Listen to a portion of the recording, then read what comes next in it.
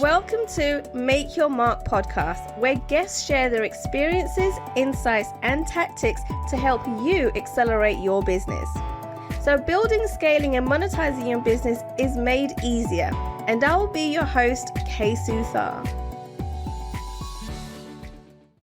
Guys, I have an amazing speaker for us today on the show. Oh my God. So she is all the way from the Netherlands. Our next speaker, she is a superhero traveling the world while helping others achieve greatness. She is living proof that you can leave behind a shitty lifestyle that is making you miserable and create a life for yourself that makes your heart sing while connecting fully to your authentic superpowers. She now teaches highly sensitive people, empaths, intuitives, and spiritual entrepreneurs all over the world to embrace and accept themselves fully and connect to their true authentic self by getting to know their inner manual. She is here today to share with us how to step into your zone of genius and turn your passion into a profit machine. Please welcome Barbera Schouten, Transformation and Empowerment Coach of the Soulpreneur Success System. Barbera, oh my God, thank you so much for coming onto the show today.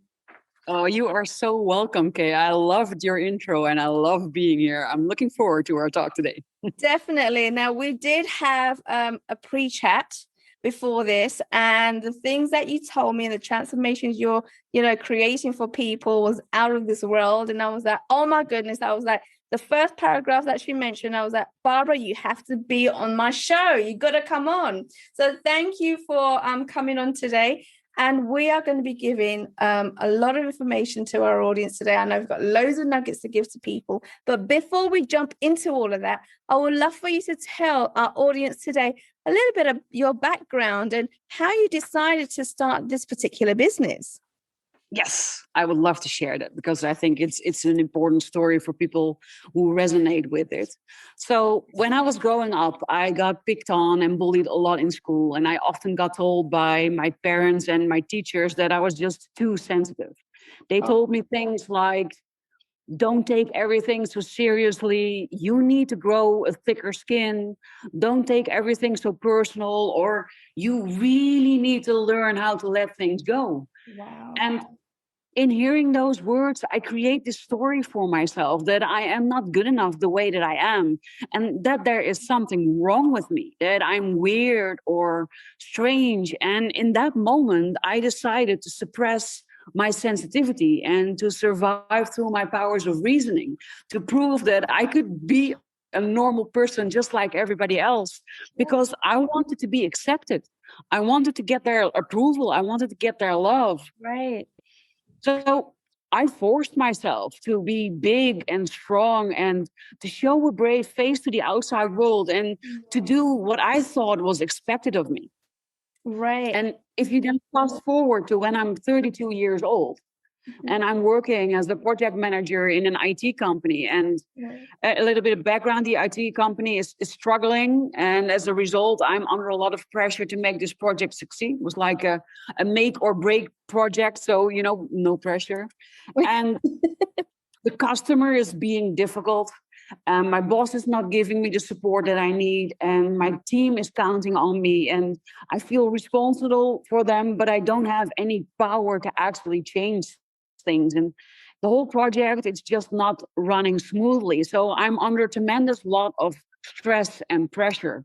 Right. And it is in that same time that my boyfriend of 7 years, completely unexpectedly, totally out of the blue, just ended our relationship. There were no warning signs. We didn't even have a fight. He just stood up one night after watching a movie, turned around and looked at me and said, I'm done with this relationship. I want you to move out at the end of the week. What?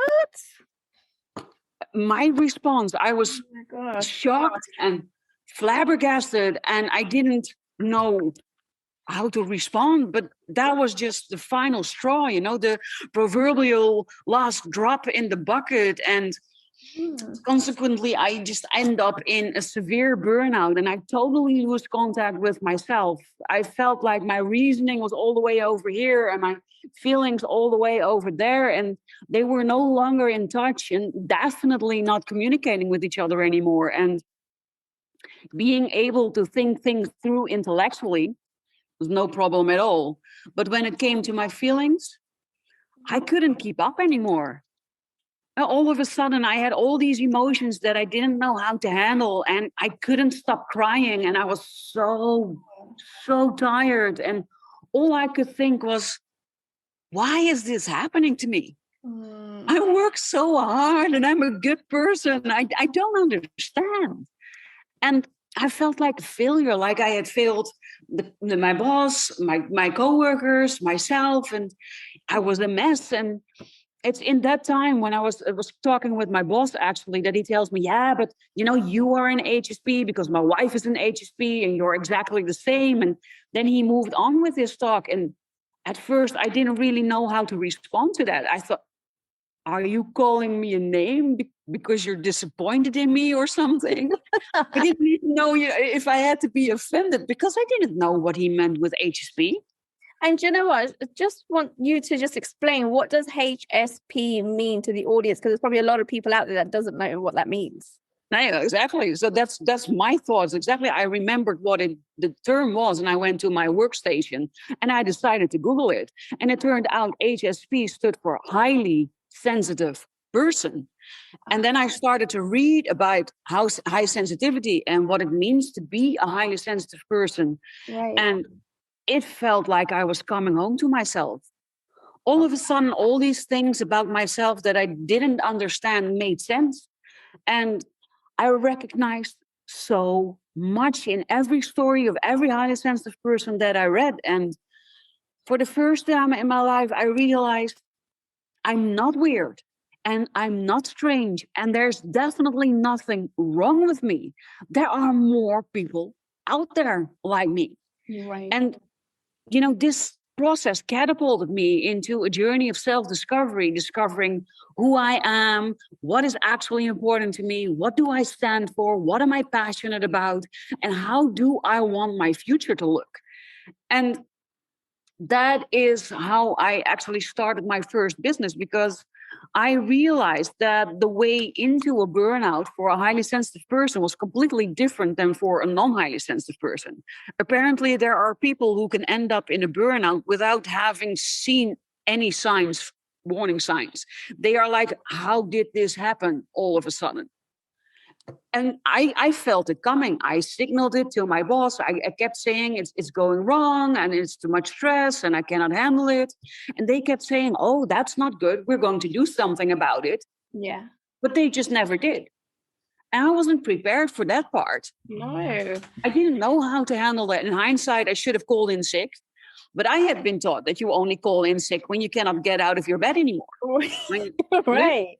So that just didn't enter in my mind. And I have this huge responsibility, this huge sense of responsibility. And I kept hoping that they would finally do something with my signals. And that just didn't happen until it was too late. Right. And so that's a big distinction between how other people end up in a burnout and how a highly sensitive person ends up in a burnout. And I also discovered that the way out of a burnout for a highly sensitive person is completely different. Because my boss sent me to a psychologist for cognitive behavioral therapy. Right. And she gave me assignments and I told her, I know exactly what you want me to learn from this. And she was like, right. So what do you think that I want you to learn from this exercise? And I told her, oh, this and this and this and this. Okay. And she was like, oh, yes. Yeah, indeed. Yeah. Oh, yes. Yes. That's what I want you to learn from it. And I told you, I already know all of it. It doesn't help one iota. I still ended up in the burnout, but I already know this. So I discovered that kind of therapy for me just didn't work. And that signaled a 2.5-year journey of discovering how to get out of my burnout and what did work for me. And that's what eventually led me to starting my first business. helping highly sensitive persons or people with too much stress or an impeding burnout or already in a burnout to just go back to a state of well-being and feeling good about themselves. And that was my first business, and that eventually transformed into the business that I now have, where I just help people become who they are always supposed to be, who they were when they were born, and discover what is really important to them and what they want to get out of bed for in the morning, and then I help them to create that life for themselves. And you know what, Barbara, I gotta say, I love your story, right? Although you've been, through the ups and the downs and trying to, you went through this journey, and it wasn't always, really very good or what you wanted to hear or where you wanted to be. But no. I'm so glad you mentioned this story and you told this story, because there's so many people out there that go through similar things, right? Yes. Where people don't tell them that, they're not good enough, whether it be at work or at home or boyfriends or parents. There's always people that are putting you down, right? Yep. And you always find that it's your fault. I was one of them. I was, I had no idea. I thought it was my fault. And yep. You always do, because you don't know what's going on when so many people around you that you love keep telling you the same thing. You start to believe it, yes. Right? Yep. That's what happened. Right, but then all of a sudden you get older, you get a little bit wiser, you do your research, and you find out that the reason they were calling you weird and strange is because they're not your people. They're not the circle of people, right, that you should really be having around you, even though they're family, right? And so you can't get rid of family. It doesn't mean that, they are the right type of people. You just got to learn to live with family now. Right. But now you know who you want to attract near you and who you don't. Yes, most definitely. So, and that's indeed one type of person. But I also discovered that sometimes people can also be influenced by their parents or by their society rules. So they are just kind of repeating what they have been taught. And if you, like my mother, for instance, I went to her and I said, Mom, I finally figured out what's wrong with me, because then I still thought something was wrong with me. And I said, I'm a highly sensitive person. And her response was, child, I know I am one too, but that's not something to be proud of. And that's what my grandmother taught her to be just like everybody else, because she honestly believed that then the world would be easier. Oh, that is insane. That is insane. So just to fit in with the rest of the world and to have an easier life, you've got to do what everyone else does, and you can't do anything different. Wow. And that's why my mom was saying those things to me, not because she's not the right type of person, but because she loved me and she wanted me protected for the downsides of being a highly sensitive person. And she had been taught to be just like everybody else by my grandmother, and she honestly believed that that was a good strategy. Yes. Oh, that is a completely different perspective right there. Amazing. Well, all right. So I heard, Barbara, that you have an ability to be able to read between the lines when someone is having a conversation with you, talking with you. Tell me a little bit about that. Yes, it's one of my favorite abilities. I have a couple of abilities actually, but this is one of my favorites. It's, I've always been able to do this. Even when I was still working in IT, I was the one that started talking with the customer, for instance, and then they would explain what they wanted. Mm-hmm. And I could hear when they were explaining what they wanted, what they actually wanted, the things that they were not saying. But what I perceived from what they were saying were the things that they actually wanted. And that allowed me to then ask them questions and saying, okay, but I hear you saying this, but I think that this or this would serve you much better. And then they were like, oh my God, it's like you read my mind. This is exactly what I need. And that was already a very handy skill when I was working in IT. But now that I'm a coach, it means that when people tell their story to me, I hear all the things that they're not saying. I hear the subtle nuances, and I hear the grief or the hurt or the other things that are underneath the things that they're saying. And it gives me a vast amount of information that me then helps to ask the questions that lead them to get to a certain result or a certain conclusion that they need in order to be able to move forward in their life. Yeah, and I can imagine, especially the industry that you're in, a lot of people go through hurt, but they don't like to admit it, right? Or they like to go talking around in circles and not really get to the root of anything. So having that ability of reading between the lines and actually seeking out what the truth is definitely a handy skill to have. Yes, right? Most definitely. Yes. So tell me this, what qualifies you as an expert in this field, apart from your own experience? Yes. Well, own experience is not to be underestimated because, because of everything that I went to, it makes it so that I understand a vast majority of people.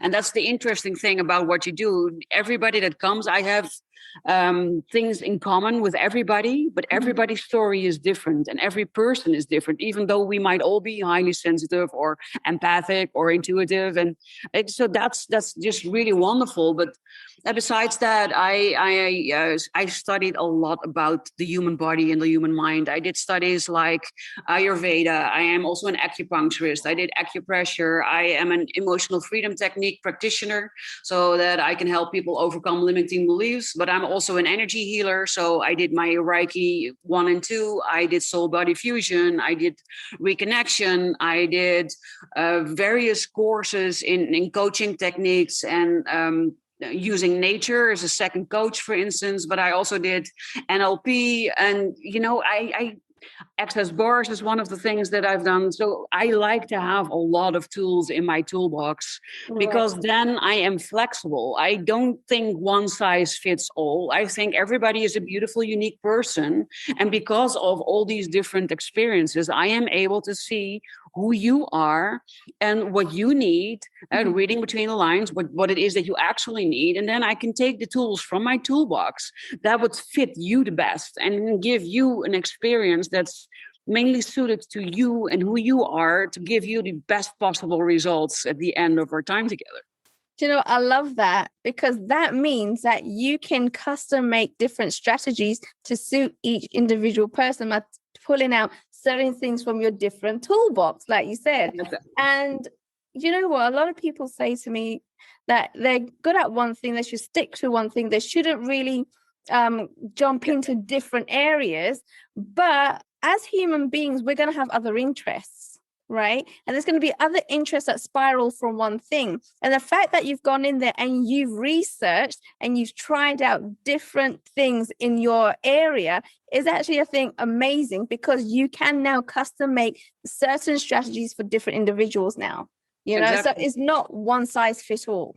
Because it doesn't. One of the things I discovered is that I am a multipotentialite. And that was one of the issues I had when I was younger. This society forces us to choose one thing. What do you want to be when you grow up? One thing. Yeah. What do you want to be? Right. And then all your education is geared towards becoming that one thing. Yeah. And when people asked me that question, my answer was happy. What do you want to be when you grow up? Happy. That was my answer, but that was not accepted because they wanted to hear fireman or ballerina or astronaut or something. Yes. And then they make you feel bad because you cannot choose one thing. But my strength is the fact that I am good at a lot of things. I discovered about myself that there isn't something I tried that I wasn't good at. And I might not be an expert, a complete expert like a heart surgeon in one area, but I don't need to be. Yeah. In order to do my job really well, it's enough to be a general surgeon with a lot of areas of expertise, and that I can then choose or mold around the people that I help to give them the best end results.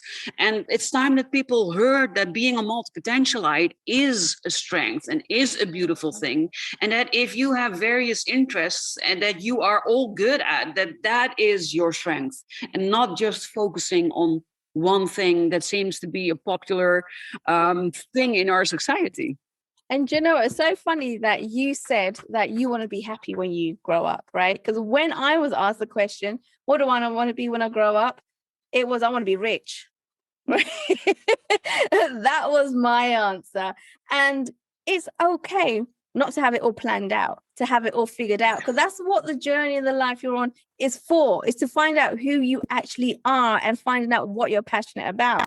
And so when people say that, you're strange, you're weird, you don't know what you're doing, or you need to focus on one career, and you got to go down that path, and you're not doing that, you're doing different things, that's okay. It's not a problem at all, right? Yes, exactly. And so tell me this, Barbara. So you're talking a lot about, energy and healing and dealing with emotions and things like that. But how does that work for business owners and entrepreneurs? What does that mean for them? Well, as a business owner, usually you are your business. Yes. So how well you are doing is how well your business is doing. And especially if you are an intuitive entrepreneur or an empath entrepreneur or a highly sensitive entrepreneur, then energy management is the number one most important skill that you need to master, because you are prone on taking over other people's energies and other people's emotions as if they are your own. So when you are coaching people with problems, you want to leave their problems with them. It's good to empathize. It's good to understand them. That's really beneficial. So those are another superpowers that I have. But I shouldn't stay stuck with their emotions. Right. I should be able to let those emotions go as soon as the session is over and not have them weigh me down and make it so that I have sleepless nights. Right. So that is one aspect. And the other aspect is that people are always drawn to us because we are good listeners, because we have a big heart. And what they then tend to do is drain us of our energy. I think we all know somebody that always loves talking with us. And then after an hour or 2 hours or 3 hours, when they're finally done, they leave feeling happy and relieved and excited. And you're like an old wet newspaper on the couch, and you're just exhausted and drained and overwhelmed and done for the rest of the day. Right. Yes. I totally hear where you're coming from. I've been there, and I know so many other coaches and entrepreneurs have been there too. So that makes complete sense. Okay. All right. And it's not just your customers, it's also other business tasks like your marketing or your sales. And those can also be extremely draining tasks. And it's imperative that you find what suits you, what fits you, and doing it in a way that utilizes your natural born gifts and talents instead of draining you at the end of the day. Right. Okay. Yeah. There's just like with life, there's always going to be things that's going to be thrown at you that you're not going to expect. And it's learning how to not have those negative emotions, have the positive emotions, and be able to find a solution around whatever's being thrown at you, right? Because once you're in the negative emotion, you're overwhelmed, you're stressed out, you're not going to be able to find a solution. It's not going to happen. You just shut down. So it's learning to change those energies for more positive energies, what you're saying. Yes, being in control of your emotions, being in control of your energy, and being in control of your stress. Yes. That's what it's about. Brilliant, brilliant. So tell me this. Do you have a principle that you can teach our audience today that they can immediately apply? Yes, definitely. One of the most important things for people to understand is the power of your breathing. And some people might think this is a bit wishy-washy, but our breath is our life. If we do not breathe, then we do die. Then we don't live, we die, And what I see with everybody, and no exceptions, everybody that comes into my practice, is that they breathe up here in the chest area. Yes. And whenever we become emotional, whenever it becomes too much, it always manifests here in the top part, like pressure on your chest, or a lump in your throat, or pain in your neck, pain in your head, stiff neck and shoulders, or eyes watering, crying, stuffed nose. It's always up here. Right. So when your breathing is already up here, it's very easy to overflow into emotion.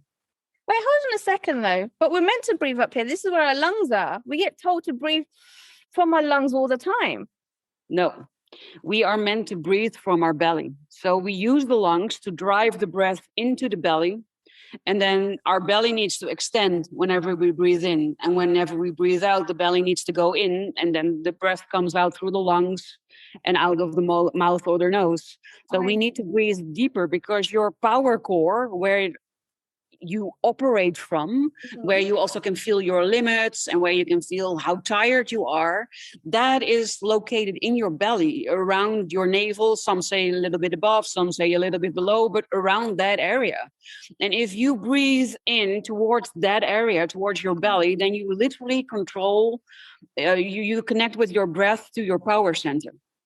And when you connect your breath to your power center, it takes much longer for your emotions to overflow, because it's like grounding your emotions in your power center. Okay. That's what you can compare it to. And it means that you have far more control over what happens during the day. If you take, for instance, the example that somebody gets fired at work. And that's usually not something that you see coming. Sometimes you do, but then even then, at the moment that people ask you into their office and they tell you, you're fired, usually that triggers a severe emotional response, right? Right. Yep.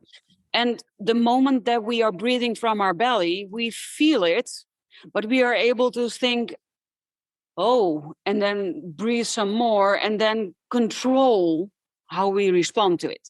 Okay. If we're breathing from up here and we hear this, then it's almost immediately crying, especially when you're highly sensitive or intuitive, because we are such sensing, feeling beings. When we breathe up here, it almost always ends up in our losing control over our emotions at a time that we do not want to lose that control.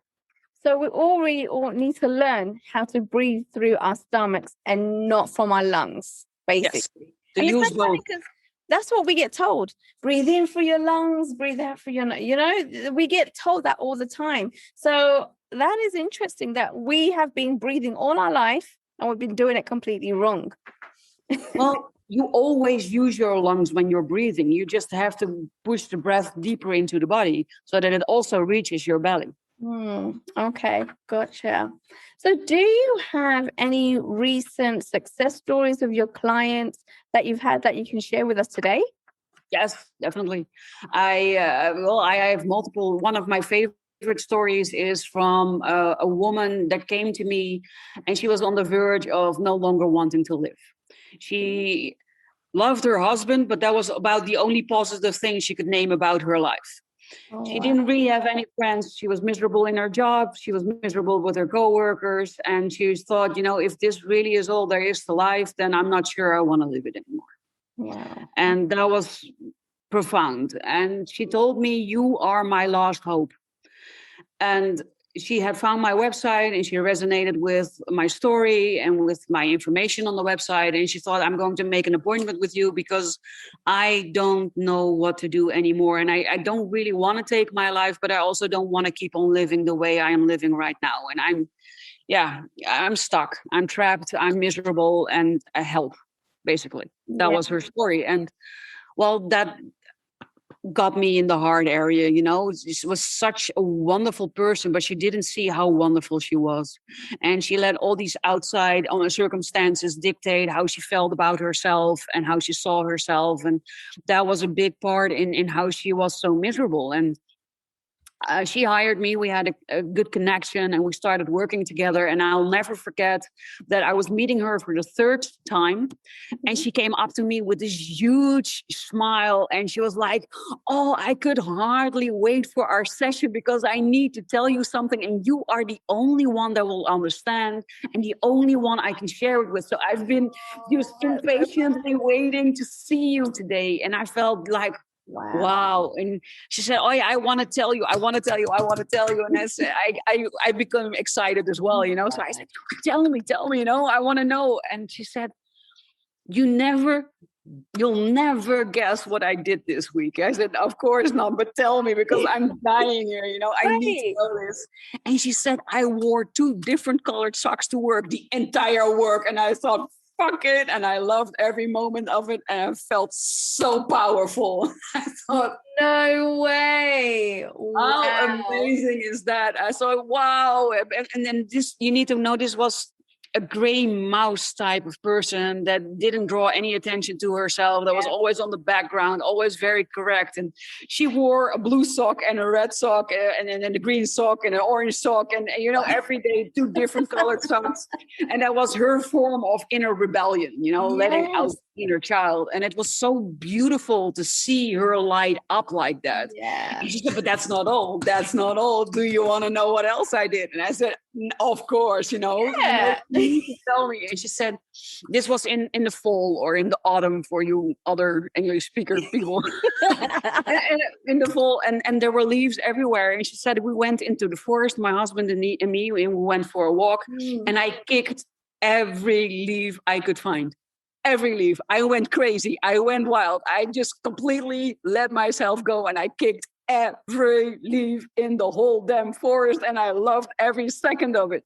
Oh my goodness. You just telling me this story has got me excited, right? And what that shows me is that little steps. All you need to do is start taking little steps, right? And there might be other people that are thinking, what? She wore different color socks each week? But that was a big deal for her. She's never done that before.